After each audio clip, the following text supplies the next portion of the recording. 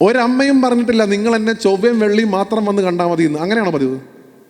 ഇന്ന് വെള്ളിയാഴ്ച എന്ന് അമ്മയൊന്ന് പോയി കണ്ടോളെ. അങ്ങനെ അമ്മയെ പോയി കാണാറുണ്ടോ നമ്മൾ സ്വന്തം അമ്മേനെ?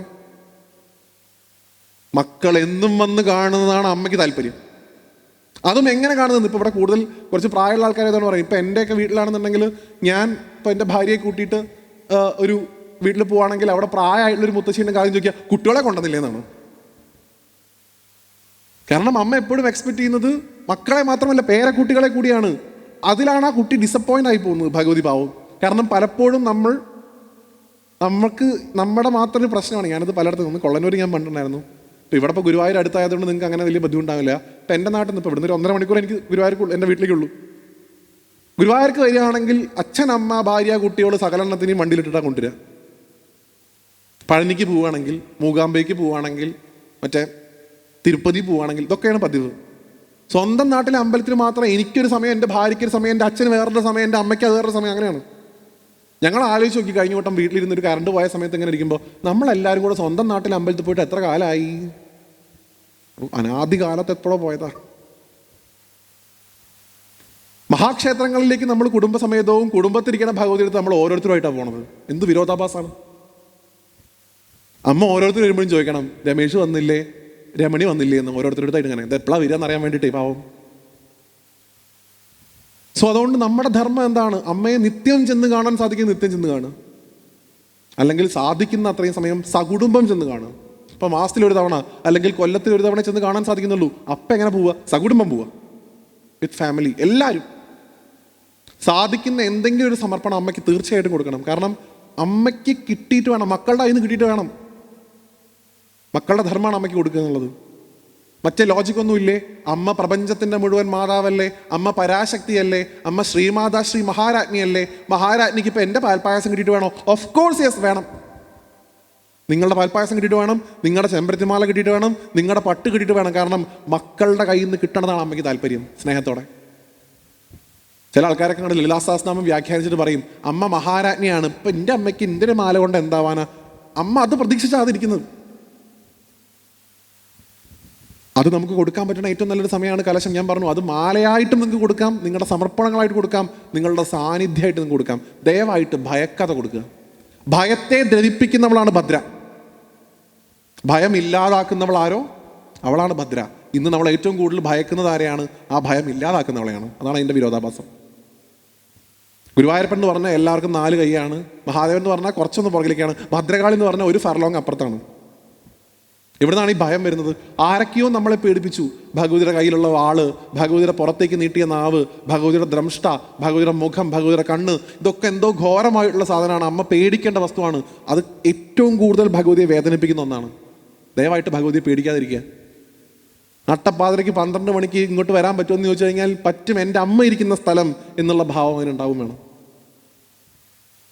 പേടിക്കാത്തവർക്കേ അമ്മ എന്തെങ്കിലും കൊടുത്തിട്ടുള്ളൂ കേട്ടോ. അതുകൊണ്ട് ഞാൻ പറയേ, ഭയന്നവർക്ക് ഭഗവതി ഒന്നും കൊടുത്തിട്ടില്ല. ഒന്നെങ്കിൽ ഭഗവതിയെ കണ്ട് കിളി പോയവർ, അല്ലെങ്കിൽ ഭഗവതിയെ കണ്ട് ജീവൻ പോയവർ എന്നുള്ള 2 കാറ്റഗറി അത്ര ഉള്ളത്. പക്ഷെ ഭയക്കാതെ അമ്മയോട് സംസാരിച്ചവർക്ക്, ഭയക്കാതെ അമ്മയെ നോക്കിയവർക്ക്, ഭയക്കാതെ അമ്മയോട് ചോദ്യങ്ങൾ ചോദിച്ചവർക്ക് അമ്മ വാരിക്കോരി കൊടുത്തിട്ടുണ്ട്. നിങ്ങൾക്ക് തന്നെ അറിയാം, പ്രസിദ്ധമായിട്ടുള്ള കഥയുണ്ടല്ലോ. ഒരു രാജ്യത്തൊരു രാജകുമാരി അദ്ദേഹത്തിൻ്റെ നാട്ടിലുണ്ടായിരുന്ന പണ്ഡിതന്മാരെ മുഴുവൻ തോൽപ്പിച്ചു അത്രേ, പാണ്ഡിത്യത്തിൽ. തോൽപ്പിച്ച സമയത്ത് ആ രാജാവിൻ്റെ പണ്ഡിതന്മാർക്ക് തോന്നി ഇവളോട് വലിയ വൈരാഗ്യം, ഈ പെൺകുട്ടിക്ക് എന്തെങ്കിലും ഒരു പണി കൊടുക്കണമെന്ന്. വിവാഹപ്രായം എത്തിയപ്പോൾ രാജാവ് പറഞ്ഞു, ഇവൾക്ക് അനുയോജ്യമായിട്ടുള്ള വരനെ കൊണ്ടുവരൂ. പണ്ഡിതന്മാർ കൊണ്ടുവന്ന് നിർത്തിയത് ഏറ്റവും മണ്ടനായിട്ടുള്ള ഒരാളെയാണെന്നാണ് സങ്കല്പം. അവരത് അന്വേഷിച്ച് പോയ സമയത്ത് ഒരാൾ ഇരിക്കുന്ന കൊമ്പിരുന്ന് മുറിച്ചുകൊണ്ടിരിക്കുക അത്രേ. അപ്പോൾ മനസ്സിലായി ഇവനാണ് ആപ്റ്റ് എന്ന്. കൊണ്ടേ നിർത്തിയിട്ട് പറഞ്ഞു, ഇദ്ദേഹമാണ് ഏറ്റവും വലിയ പണ്ഡിതൻ എന്ന്. ഇപ്പോൾ രാജാവ് എന്തോ ഒരു ചോദ്യം ചോദിച്ചു, ഇയാൾ എന്തോ ഒരു ശബ്ദം ഉണ്ടാക്കി, അബദ്ധവശാൽ അതായിരുന്നു അതിൻ്റെ ഉത്തരം. അയാൾക്കും തോന്നി ഇയാളാണ് പണ്ഡിതൻ. കല്യാണം കഴിപ്പിച്ചു കൊടുത്തു. 1ാമത്തെ രാത്രി, പിന്നെ സ്ത്രീകൾക്ക് അധികം സമയം വേണ്ടല്ലോ, പെട്ടെന്ന് ജഡ്ജ് ചെയ്തു, മരമണ്ടനാണ് എൻ്റെ ഭർത്താവ്. അപ്പം വീട്ടിൽ നിന്ന് ഇറങ്ങി അത് മുഖത്ത് നോക്കി പറഞ്ഞു ഭാര്യ. ആദ്യം ഭാര്യ നമസ്കരിച്ചു, ഞാൻ ആരാണെന്ന് എനിക്ക് നീ പറഞ്ഞു തന്നല്ലോ, ഞാൻ മണ്ടനാണെന്ന്. രാത്രിയായി വനപ്രദേശത്ത് കൂടെ നടന്ന സമയത്ത് എവിടെയോ വെളിച്ചം കണ്ടു, ഒരു വീട് കണ്ടു, അതിനകത്ത് കയറി വാതിലടച്ചിരുന്നു.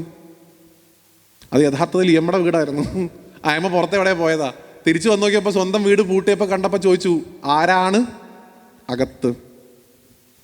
സാധാരണ ആൾക്കാർ ചോദിച്ചത് ഉത്തരമാണ് പറയേണ്ടത്. ഇവിടെ പുറത്തേക്കുള്ള ചോദ്യമാണ് വന്നത്, ആരാണ് പുറത്ത്? അപ്പം അദ്ദേഹം ഈ ചോദ്യം ചോദിച്ച ആൾക്ക് സന്തോഷം. ആദ്യമായിട്ടാണ് ഒരു മറുപടി കേൾക്കണത്. കാരണം അല്ലെങ്കിൽ പകുതി ആൾക്കാർ അപ്പം തന്നെ വീഴുവി. പുറത്ത് കാളി എന്ന് പറഞ്ഞു. സാധാരണ കാളി, കുഞ്ചൻ നമ്പ്യാരുടെ പ്രസിദ്ധമായിട്ടുള്ള വരിയുണ്ട്, നിങ്ങൾ കേൾക്കണം. നമ്പ്യാർ എഴുതിയിട്ടുണ്ട്, കാളി എന്നൊരു വിളി കേട്ടപ്പോൾ കാളിക്കൊന്ന് വയറ്റിൽ കാളി എന്നാണ്. ചില കാളി എന്ന് വിളിച്ച സമയത്ത് കാളി എന്ന് പറഞ്ഞൊരു പെൺകുട്ടി ഉണ്ടായിരുന്നു. ആ കുട്ടിയുടെ വയറ് കാളിന്ന്, ആ പേര് കേട്ടാൽ മതി. പക്ഷെ കാളി എന്ന് പറഞ്ഞപ്പോൾ നമ്മളിപ്പോൾ മലയാളത്തിൽ സാധാരണ നാടൻ മലയാളത്തിൽ പറയില്ലേ, പേടിക്കണമെങ്കിൽ ഒരു ബുദ്ധി വേണം, അതെങ്കിലും വേണമെന്ന്. ഇയാൾക്ക് അതേ ഉണ്ടായിരുന്നില്ല. അദ്ദേഹം പറഞ്ഞു, പുറത്ത് കാളിയാണെങ്കിൽ അകത്തിരിക്കുന്നത് ദാസെന്ന്. അമ്മ വാതിൽ തുറന്നിട്ട് മടിയിലിരുത്തിയിട്ട് തൃശൂലം കൊണ്ട് ഈ വായിൽ എഴുതിച്ചു ഉത്ര ഹരിശ്രീ ഗണപതേ നമാന്ന്. എന്നിട്ട് പാറാൻ പറഞ്ഞു. അപ്പൊ പാടിയതാണ്, മാണിക്യ വീണ മുബലാളയന്തി മദാലസാം മാഞ്ചള വാഗിലാസാം മഹേന്ദ്ര നീലദ്യുതി കോമളാങ്കി മതംഗ കന്യ മനസാസ്മരാമി ശ്യാമളാതണ്ടകം. അവിടെ നിന്നാണ് കാളിദാസന്റെ തുടക്കം. കാളിദാസന് വിദ്യ കൊടുത്തത് ഭദ്രകാളിയാണ്, സരസ്വതി അല്ല. ഇന്ന് പലരുടെയും ധാരണ വിദ്യ തരാൻ സരസ്വതി, ഭൂതങ്ങളെയും പ്രേതങ്ങളെയൊക്കെ ഓടിക്കാൻ കാളി എന്നാണ്. നെവർ. ഭദ്രകാളി വിദ്യാദായിനിയാണ്, വിദ്യ തരുന്നവളാണ്. ഞാൻ കൊള്ളന്നൂർ വന്നപ്പോഴും പറഞ്ഞു, ഇവിടെ ഞാൻ പറയുന്നു, നിങ്ങൾക്ക് ഇവിടെ ഗുരുവായൂർ അടുത്താണ്. ഓഫ് കോഴ്സ് നിങ്ങൾക്ക് ഗുരുവായൂരിനോട് കൂടുതൽ ഇഷ്ടമുണ്ട്. എൻ്റെയും ജീവനാണ് ഗുരുവായൂരപ്പൻ.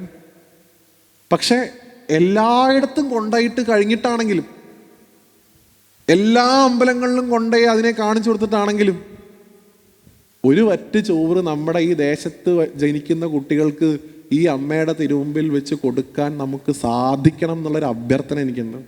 ഞങ്ങൾ ഗുരുവായൂർ കൊടുത്തിട്ടുണ്ട്. ഞങ്ങളുടെ പാലക്കാട് MLA പറഞ്ഞ പോലെ ഹൂ കേഴ്സ്.